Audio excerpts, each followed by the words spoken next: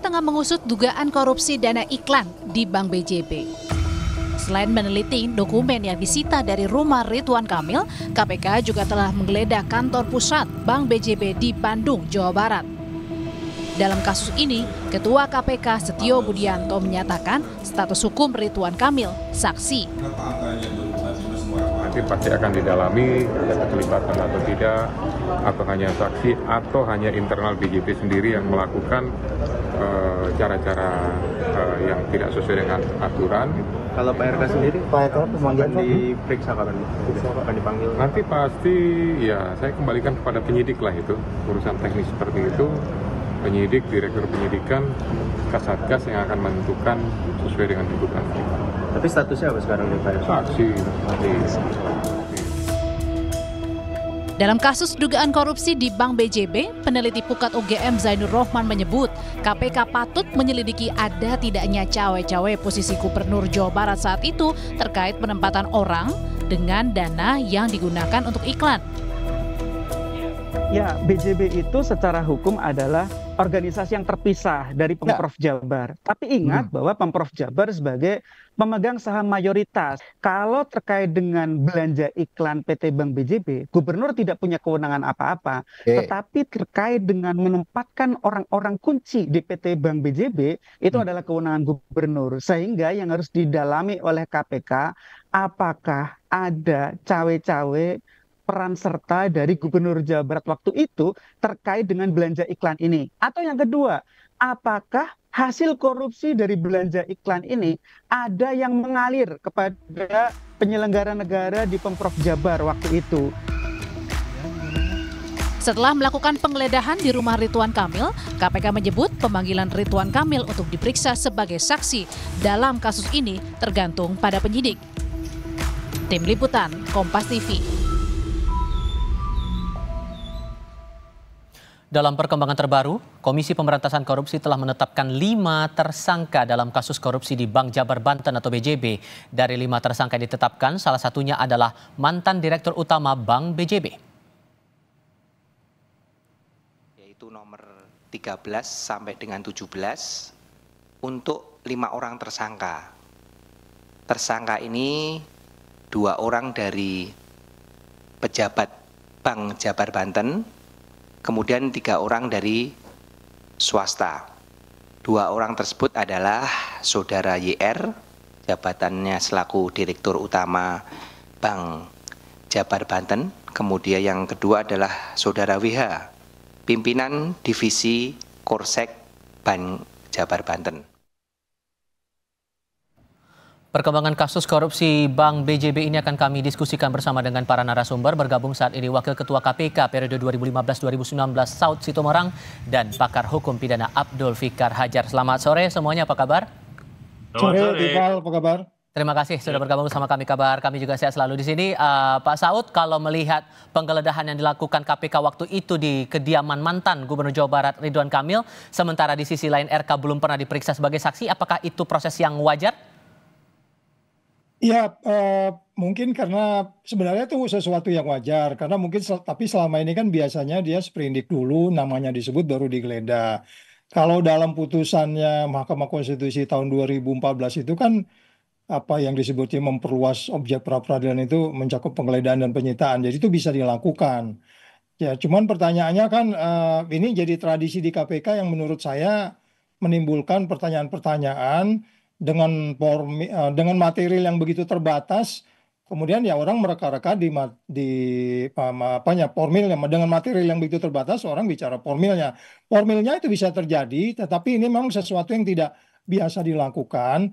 Walaupun sudah masuk penyidikan tentu sudah menyebut nama, 5 orang sudah disebut, kemudian dilakukan penggeledahan terhadap yang bersangkutan. Jadi saya pikir ini style yang berbeda, tapi style ini menimbulkan pertanyaan, sehingga apakah yang bersangkutan sudah memang menjadi tersangka atau tidak, itu pertanyaannya gitu. Tapi kalau saya berpikiran common sense, logika, argumentasi nalar hukum kita, ngapain juga kita geledah rumah orang kalau memang hanya disebut-sebut di dalam penyidikan 5 orang yang sudah diperiksa sebelumnya. Jadi dugaan saya kalaupun itu penggeledahan itu dilakukan, sebaiknya ya KPK melakukan upaya-upaya prudent yang menunjukkan bahwa yang bersangkutan memang memiliki keterkaitan langsung perilaku perbuatan apa yang dikaitkan dengan BUMD di Jawa Barat itu.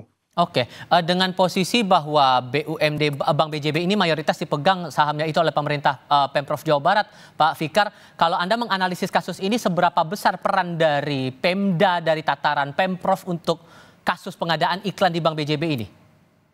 Iya, karena pembangunan daerah itu pemilik sahamnya Pemda, ya, maka saya kira Pemda itu juga ikut mengendalikan gitu ya, dalam arti apakah itu kebijakan atau apa, dan Pemda itu representasinya adalah kepala daerahnya gitu ya, kepala daerahnya. Nah karena itu ya menurut saya ada dasarnya juga kemudian KPK melakukan tindakan upaya paksa, dalam hal ini adalah penggeledahan di tempat-tempat yang memang dianggap berkaitan dengan tindak pidananya gitu ya. Nah apakah nanti bisa dibuktikan dari keterangan dari alat bukti yang lain bisa disangkutkan dengan bekas kepala daerahnya yang dulu namanya. Nah itu tergantung nanti pemeriksaan KPK. Tetapi bahwa KPK menggeledah sebuah rumah itu bagian dari pengumpulan alat bukti gitu kalau menurut saya. Seperti Pak Saud katakan tadi benar, bahwa itu bagian dari satu sisi itu merupakan bagian dari pengumpulan alat bukti, di sisi yang lain ya harus ada kejelasan juga terhadap orang yang rumahnya digeledah dan sebagainya gitu. Karena sampai saat ini sepertinya belum diperiksa ya, belum dilakukan pemeriksaan begitu. Tapi juga terakhir kami dapatkan informasinya KPK akan memanggil juga Ridwan Kamil. Pak Saud, sepenting apa atau sekrusial apa posisinya dan sejauh mana harus digali oleh penyidik terhadap Ridwan Kamil ini dalam perkara ini menurut Anda? Ya itu presiden di daerah kan bertanggung jawab sama perkembangan daerah itu. Makanya badan usaha milik daerah, kenapa itu dikaitkan dengan potensi apa, nanti kita belum lihat formilnya ya. Materialnya maksud saya, apakah itu dia dikenakan pasal yang dikaitkan gratifikasi atau pasal 2 pasal 3-nya. Karena ini kan pengadaan barang dan jasa. Most likely pengadaan barang dan jasa itu ya pasal 2 pasal 3. Dalam hal ini berbuat atau tidak berbuat, dia gunakan wewenangnya atau yang lain-lain. Jadi sekali lagi bisa jadi ini strategi yang saya selalu bilang itu strategi bubur panas yang ngambil dari pinggir-pinggir dulu. Ya, tapi kan banyak kejadian ini strategi buburnya malah basi gitu, nggak ditindaklanjuti. Ini yang menimbulkan pertanyaan. Termasuk Tipal tanya saya sore hari ini kan pasti di kepalanya, ini jadi nggak sih ini? Gimana sih ini kan gitu ya. Jadi ini mungkin ya kita awasi saja supaya kemudian KPK menjadi sebuah institusi yang bisa menjadi contoh yang disebut sebagai koordinasi, supervisi, monitoring kepada institusi yang lain gitu, Tipal. Oke, kalau menurut Pak Fikar, urgenkah untuk diperiksa setelah digeledah rumah Ridwan Kamil ini, Pak Fikar? Ya, saya kira sangat berdasar gitu ya. Tiba-tiba rumah orang diperiksa, maka ya menurut saya orang ini harus diperiksa juga. Apa kaitannya dengan pemilik rumah kan begitu, ya kan? Kalau tidak ada kaitan kan juga tidak logis gitu ya. Tidak logis dan menurut saya tidak ada dasarnya juga gitu. Nah, karena ini bahwa melacaknya dari tindak pidananya ya, dari perbuatannya gitu ya, oke. Tapi kemudian juga harus dikaitkan dengan kalaupun pada kalau tempat umum sih nggak ada masalah gitu. Tetapi ini tempat rumah orang kan, rumah seseorang gitu. Nah karena itu kemudian harus jelas juga posisi seseorangnya itu, pemilik tempat yang digeledahnya begitu. Oke, membaca kasus dari penggelembungan atau markup uang iklan, Pak Saud, ini kalau Anda menangkapnya untuk bank daerah terutama yang dikelola oleh mayoritas ya dari tataran pemerintah daerah atau pemerintah provinsi, ini hal yang lumrahkah terjadi? Iya, nanti yang menarik nanti kan BPK harus mengaudit gitu. Nah, kalau di dalam usaha itu kan ada input, output, outcome, impact gitu ya kan. Ngeluarin uang sekian miliar itu kalau ada gunanya untuk apa juga, nanti BPK harus mengaudit itu sehingga nanti di situ terlihat di mana penyimpangannya, di mana sesuai nggak dengan peruntukannya dan seterusnya. BPK pasti akan bisa mengaudit itu apakah dalam kaitan kinerja perbankan itu maupun dalam kaitan yang disebutnya strategi pemerintah untuk mengembangkan bank itu. Jadi yang menjadi masalah kan sekarang itu kalau dibicara dia menyebut peruntukannya adalah untuk Iklan berarti kan supaya nasabah datang, supaya bank itu banyak didatangi oleh siapapun untuk kemudian nyimpen uang di situ dan seterusnya dan seterusnya. Ya ini justru tadi kan terbalik dong. Masyarakat lo ini untuk iklan aja kamu korupsi, ngapain gue nyimpen di banknya lo kan gitu kan. Jadi aneh gitu. Oke. Termasuk juga untuk analisis penempatan orang-orang yang bertanggung jawab untuk urusan penempatan dana iklan ini juga perlu ditelusuri lebih lanjut juga Pak Fikar? Iya, semua orang yang berkaitan dengan tuduhan korupsinya, saya kira harus ditempatkan atau keterangannya harus ditempatkan sebagai alat bukti gitu. Nah, nanti bahwa siapa yang paling bertanggung jawab dan siapa yang akan ditetapkan sebagai tersangka akan terlihat dari situ, ya, akan terlihat dari pemeriksaan seluruh alat bukti gitu ya, termasuk saksi, ahli atau ya barang-barang yang dikaitkan dengan terjadinya korupsi itu. Begitu. Oke, maka sejauh mana kalau menurut Anda Pak Saud ujungnya dari kasus penggelembungan dana iklan di Bank BJB ini dari analisis Anda?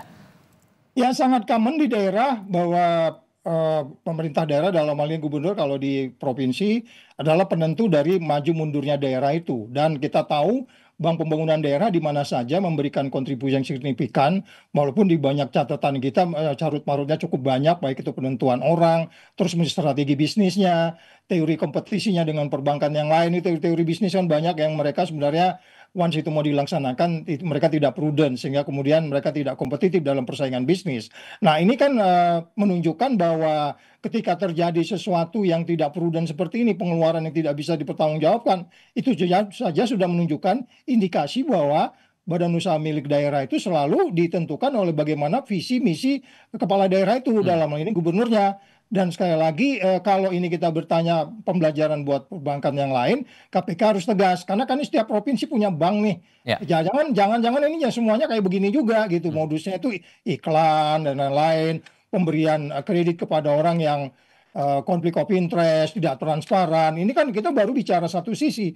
Sisi lain belum dipelajari dan itu saya harapkan KPK harus masuk kemudian mencari satu model untuk kemudian menjaga bank di daerah ini. Banyak juga yang baik untuk kemudian tetap kompetitif gitu Mas Opal. Oke, Pak Saud, Pak Fikar, terima kasih banyak sudah berbagi pandangan bersama kami kali ini. Sehat selalu semuanya. Selamat sore.